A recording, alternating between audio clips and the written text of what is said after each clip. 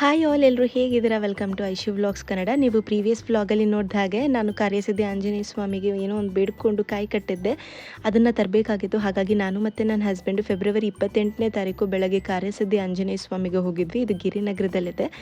ಕಾಯಿ ಮೇಲೆ ನಂಬರ್ ಬರೆದಿರೋದ್ರಿಂದ ನೀವು ಸ್ಲಿಪ್ ಇಟ್ಕೊಂಡು ಹುಡುಕ್ಬೇಕಾಗುತ್ತೆ. ಅಟ್ಲೀಸ್ಟ್ ಸ್ಲಿಪ್ದು ಒಂದು ಫೋಟೋ ಇಟ್ಕೊಂಡಿರಿ, ಯಾಕಂದರೆ ಆ ನಂಬರ್ ಮುಖ್ಯ. ಸಿಕ್ಕಾಪಟ್ಟೆ ಕಾಯಿಗಳಿರೋ ಕಾರಣ ನಿಮ್ಮ ಕಾಯಿ ಯಾವುದು ಅಂತ ಹುಡುಕೋಕ್ಕೆ ಸ್ವಲ್ಪ ಟೈಮ್ ತೊಗೊಳುತ್ತೆ.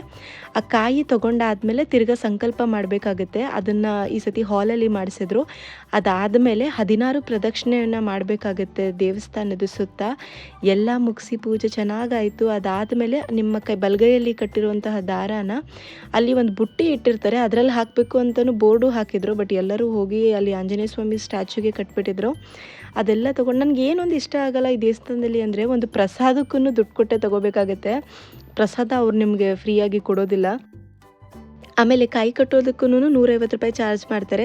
ಮತ್ತು ನನಗೆ ಇನ್ನೊಂದು ಏನು ಇಷ್ಟ ಆಗಲಿಲ್ಲ ಅಂದರೆ, ಈ ದೇವಸ್ಥಾನದಲ್ಲಿ ಇರೋವಂಥ ಸ್ಟಾಫು ಸ್ವಲ್ಪ ರೂಡ್ ಅನಿಸಿದ್ರು. ಯಾಕಂದರೆ ಏನು ಕೇಳಿದ್ರೂ ತುಂಬ ಗಡ್ಸಾಗಿ ಉತ್ತರ ಕೊಡ್ತಾಯಿದ್ದು, ಸ್ಟಬರ್ನ್ ಆಗಿ.